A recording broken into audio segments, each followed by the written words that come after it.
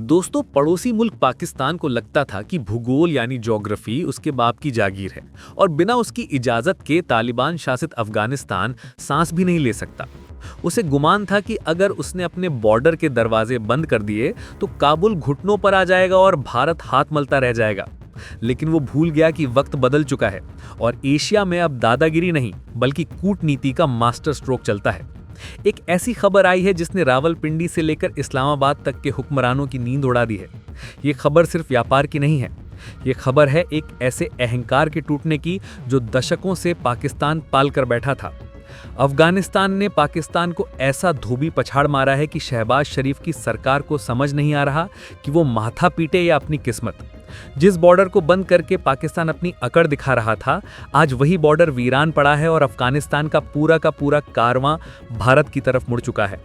पाकिस्तान के ब्लैकमेल के ताबूत में आखिरी कील, भारत में चली ऐसी चाल कि इस्लामाबाद में मच गया हड़कंप। काबुल से कराची तक सन्नाटा और मुंबई से चाहबार तक शोर।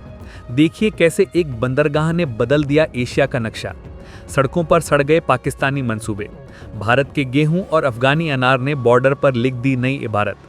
जिसे बैकयार्ड समझता था पाकिस्तान, उसी ने दिखा दिया बाहर का रास्ता। $2.5 अरब का व्यापार धड़ाम। ये कहानी है एक आर्थिक सर्जिकल स्ट्राइक की, जिसमें ना कोई गोली चली ना कोई धमाका हुआ, लेकिन पाकिस्तान की अर्थव्यवस्था की रीढ़ की हड्डी टूट गई। तो सवाल है कि आखिर कैसे भारत के बनाए एक रास्ते ने पाकिस्तान की पूरी स्ट्रेटेजिक डेप्थ की थ्योरी को कचरे के डिब्बे में डाल दिया। आखिर 2024 के अंत से लेकर 2025 के इन महीनों में ऐसा क्या हुआ कि जो देश कल तक पाकिस्तान पर निर्भर था, उसने रातों रात अपनी तकदीर बदल ली। आज हम आपको बताएंगे इस ग्रेट गेम की इनसाइडर स्टोरी, जिसे सुनकर हर भारतीय का सीना गर्व से चौड़ा हो जाएगा। तो बने रहिएगा वीडियो पर अंत तक और इस मास्टर स्ट्रोक पर आपके जो भी विचार हों कमेंट में लिखकर जरूर बताइएगा। तो चलिए जरा फ्लैशबैक में चलते हैं और समझते हैं कि आखिर इस पूरे खेल की शुरुआत कहां से हुई और कैसे पाकिस्तान ने अपने ही पैरों पर कुल्हाड़ी नहीं बल्कि पूरा पहाड़ गिरा लिया। बात शुरू होती है पाकिस्तान की उस पुरानी और घिसी पिटी आदत से जिसे ब्लैकमेल कहते हैं। 2024 के आखिर और 2025 की शुरुआत में पाकिस्तान ने अपनी फितरत के मुताबिक अफगानिस्तान को दबाने की कोशिश की। तोरखम और चमन, ये दो नाम हैं जो अफगानिस्तान और पाकिस्तान के बीच की लाइफलाइन माने जाते थे। यहां से हजारों ट्रक हर रोज गुजरते थे। अफगानिस्तान का 40% से ज्यादा कारोबार इन्हीं रास्तों से होता था। लेकिन पाकिस्तान को लगा कि वो जब चाहे इस नली को दबा सकता है और जब चाहे सांसें रोक सकता है। उसने अपनी मनमर्जी से बॉर्डर बंद करना शुरू कर दिया। कभी हफ्तों तक गेट बंद रहते तो कभी महीनों तक। इसका नतीजा क्या हुआ? अफगानिस्तान के गरीब किसानों की मेहनत, उनके खेतों में उगी सब्जियां, रसीले फल और ड्राई फ्रूट्स सबके सब ट्रकों में लदे लदे बॉर्डर पर ही सड़ने लगे। आप कल्पना कीजिए उस मंजर की, जहां मीलों लंबी ट्रकों की कतारें खड़ी हैं और उनमें लदा करोड़ों डॉलर का सामान कचरा बन रहा है। अफगान व्यापारियों का खून खौल रहा था, क्योंकि उन्हें हर महीने करीब $200 मिलियन का चूना लग रहा था। ये सिर्फ नुकसान नहीं था, ये पाकिस्तान का एक संदेश था कि तुम हमारे बिना कुछ नहीं हो। लेकिन पाकिस्तान ये भूल गया कि भूखा इंसान या तो मरता है या फिर बगावत करता है, और अफगानिस्तान ने दूसरा रास्ता चुना। यही वो मोड़ था जहां एंट्री होती है नए भारत की और उसकी दूरदर्शी सोच की। जब पाकिस्तान अपने दरवाजों पर ताले जड़ रहा था, तब भारत ने ईरान में एक खिड़की खोल रखी थी जिसका नाम है चाहबार पोर्ट। पाकिस्तान को लगा था कि अफगानिस्तान के पास कोई ऑप्शन नहीं है, लेकिन उसे ये नहीं पता था कि ऑप्शन तो भारत ने सालों पहले 2018 में ही तैयार करना शुरू कर दिया था। बस उसे एक्टिवेट करने का सही वक्त अब आया था। तालिबान के नेतृत्व वाली अफगान सरकार ने देख लिया कि पाकिस्तान भरोसे के लायक नहीं है। वो जान गए कि जो पड़ोसी अपनी रोटी सेकने के लिए उनका अनाज सड़ा सकता है, वो कभी उनका दोस्त नहीं हो सकता। बस फिर क्या था? काबुल से एक फरमान जारी हुआ और देखते ही देखते व्यापार का पूरा रूट बदल गया। जो ट्रक पहले पाकिस्तान की धूल भरी सड़कों से होकर कराची बंदरगाह जाते थे, अब उनका स्टीयरिंग घूम गया ईरान की तरफ। भारत द्वारा डेवलप किया गया चाबहार पोर्ट, जो पाकिस्तान के ग्वादर पोर्ट की ठीक नाक के नीचे है, अचानक से गुलजार हो गया। यह पाकिस्तान के लिए किसी बुरे सपने से कम नहीं था। वो जिस ग्वादर को लेकर चीन के साथ मिलकर पूरी दुनिया में ढिंडोरा पीट रहा था, वो वीरान पड़ा है और भारत का चाहबार पोर्ट आज एशिया के व्यापार का नया हॉटस्पॉट बन चुका है। ये भारत की कूटनीतिक जीत का वो नमूना है जिसे आने वाले कई दशकों तक इंटरनेशनल रिलेशंस की किताबों में पढ़ाया जाएगा। अब जरा इस आर्थिक स्ट्राइक के असर को आंकड़ों के चश्मे से देखिए। तब आपको समझ आएगा कि पाकिस्तान को कितना गहरा जख्म लगा है। एक वक्त था जब अफगानिस्तान और पाकिस्तान के बीच का व्यापार 2.5 अरब डॉलर से लेकर 3 अरब डॉलर तक हुआ करता था। ये पाकिस्तान के लिए विदेशी मुद्रा कमाने का एक बहुत बड़ा जरिया था। लेकिन अक्टूबर 2025 में हुई झड़पों और पाकिस्तान की जिद के बाद ये आंकड़ा धड़ाम से नीचे गिर गया। ताज़ा रिपोर्ट्स बताती हैं कि अब ये व्यापार गिरकर 1 अरब डॉलर से भी नीचे जा चुका है। सोचिए, एक झटके में 60 से 70% व्यापार का सफाया। इसे कहते हैं अपने पैर पर कुल्हाड़ी मारना।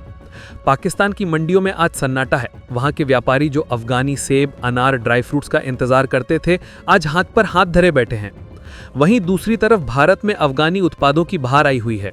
2022 के बाद से भारत ने इसी चाहबहार के रास्ते 1.5 मिलियन टन गेहूं और दालें अफगानिस्तान भेजी हैं। बदले में अफगानिस्तान के मशहूर अनार, हींग और किशमिश अब बिना किसी पाकिस्तानी रुकावट के सीधे भारतीय बाजारों में दिल्ली और मुंबई की मंडियों में पहुंच रहे हैं। और सबसे बड़ी बात, इसमें समय भी कम लग रहा है और पाकिस्तान की कोई चिक-चिक भी नहीं है। जो पाकिस्तान सोचता था कि वो भारत और अफगानिस्तान के बीच दीवार बन जाएगा, आज वही पाकिस्तान साइडलाइन होकर तमाशबीन बना खड़ा है। लेकिन कहानी सिर्फ यहीं खत्म नहीं होती। भारत और अफगानिस्तान का ये गठजोड़ सिर्फ पाकिस्तान को बाईपास करने तक सीमित नहीं है, बल्कि ये एक बहुत बड़े विजन का हिस्सा है। नवंबर 2025 में जब अफगान अधिकारी भारत आए तो उन्होंने साफ कर दिया कि अब उन्हें पाकिस्तान की ब्लैकमेलिंग से कोई लेना देना नहीं है। उन्होंने भारत के साथ मिलकर हवाई व्यापार यानी एयर कॉरिडोर को और मजबूत करने पर जोर दिया। वीजा नियमों में ढील दी गई, कार्गो की नई उड़ानें तय की गई। इसका मतलब समझते हैं आप? इसका मतलब है कि अब जमीन के रास्ते पाकिस्तान अगर रोड़े अटकाएगा तो भारत और अफगानिस्तान आसमान के रास्ते व्यापार करेंगे। और सिर्फ भारत ही क्यों, अफगानिस्तान ने अब उत्तर की तरफ देखना शुरू कर दिया है। उज़्बेकिस्तान, तुर्कमेनिस्तान और कजाकिस्तान ये वो देश हैं जो अब अफगानिस्तान के नए साझेदार बन रहे हैं। हैरानथन रेल टर्मिनल और थेरेमिस ब्रिज के जरिए अफगानिस्तान का उज़्बेकिस्तान के साथ व्यापार 1.1 बिलियन तक पहुंच गया है और 2025 के लिए इसे 2 बिलियन डॉलर तक ले जाने का लक्ष्य रखा गया है। इसे कहते हैं मल्टीपोलर ट्रेड, यानी अब अफगानिस्तान की अर्थव्यवस्था की डोर पाकिस्तान के हाथ में नहीं बल्कि कई अलग अलग हाथों में है। पाकिस्तान ने सोचा था कि वो अफगानिस्तान का गला घोंट देगा, लेकिन असल में उसने उसे उड़ना सिखा दिया और इस उड़ान में सबसे बड़ी हवा भारत ने भरी है। अब सवाल ये उठते हैं कि पाकिस्तान की अकल अब ठिकाने क्यों नहीं आ रही। दरअसल पाकिस्तान की पूरी नीति ही भारत विरोध पर टिकी है। उसे लगता था कि अगर वो भारत को अफगानिस्तान तक पहुंचने से रोक देगा तो वो किंग मेकर बना रहेगा। उसने 2024 और 2025 में बार-बार बॉर्डर बंद करके यही साबित करने की कोशिश की, लेकिन वो ये भूल गया कि 2025 का भारत आत्मनिर्भर भारत है जो अपने रास्ते खुद बनाना जानता है। एक्सपर्ट्स का कहना है कि पाकिस्तान की ये दबाव बनाने की नीति पूरी तरह से बैकफायर कर गई है। उसने न सिर्फ अपना एक बड़ा बाजार खो दिया, बल्कि अपने पड़ोसी देश की जनता के दिल में भी अपने लिए नफरत भर दी है। आज काबुल की सड़कों पर पाकिस्तान के खिलाफ गुस्सा है, जबकि भारत के लिए सम्मान है। क्योंकि जब पाकिस्तान ने खाना रोका तो भारत ने गेहूं भेजा, जब पाकिस्तान ने रास्ते बंद किए तो भारत ने चाहबार खोल दिया। ये फर्क है एक टेरर स्टेट और एक डेवलपमेंट पार्टनर के बीच। पाकिस्तान के हुक्मरान आज अपनी खाली तिजोरी देख रहे हैं और सोच रहे हैं कि काश उन्होंने भारत से दुश्मनी निभाने के बजाय व्यापार पर ध्यान दिया होता। लेकिन अब पछताए होत क्या जब चिड़िया चुग गई खेत। और यहाँ तो चिड़िया नहीं, पूरा का पूरा गरुड़ ही भारत ही बाजी मार ले गया है। आपको एक और दिलचस्प पहलू पर गौर करना चाहिए। चाहबार पोर्ट का सफल होना सिर्फ भारत और अफगानिस्तान की जीत नहीं है, बल्कि ये चीन के belt and road initiative BRI के लिए भी एक बड़ा झटका है। चीन ने पाकिस्तान में अरबों डॉलर लगाकर सीपेक बनाया, ग्वादर पोर्ट बनाया, इस उम्मीद में कि वो इस पूरे इलाके का बॉस बन जाएगा। लेकिन चाहबार के एक्टिव होने से चीन का ये सपना भी धुंधला हो गया है। मध्य एशिया के देश जो लैंडलॉक्ड हैं, यानी जिनके पास समुद्र नहीं है, वे अब चीन पाकिस्तान के रूट के बजाय भारत ईरान के रूट को ज्यादा सुरक्षित और भरोसेमंद मान रहे हैं। ये जियोपॉलिटिक्स की बिसात पर भारत की एक ऐसी चाल है जिसने एक तीर से दो शिकार किए हैं। एक तरफ पाकिस्तान की अकड़ तोड़ी और दूसरी तरफ चीन के विस्तारवाद को चुनौती दी। नवंबर 2025 की बैठकों में जिस तरह से मध्य एशियाई देशों ने भारत के साथ जुड़ने में दिलचस्पी दिखाई है, वो बताता है कि आने वाले समय में ये रूट दुनिया का सबसे व्यस्त और महत्वपूर्ण ट्रेड रूट बनने वाला है। और इसमें पाकिस्तान कहीं भी नहीं होगा, वो सिर्फ दूरबीन लगाकर देखता रह जाएगा। 2025 खत्म होते होते भारत ने साबित कर दिया है कि वो किसी भी मुश्किल का हल निकाल सकता है।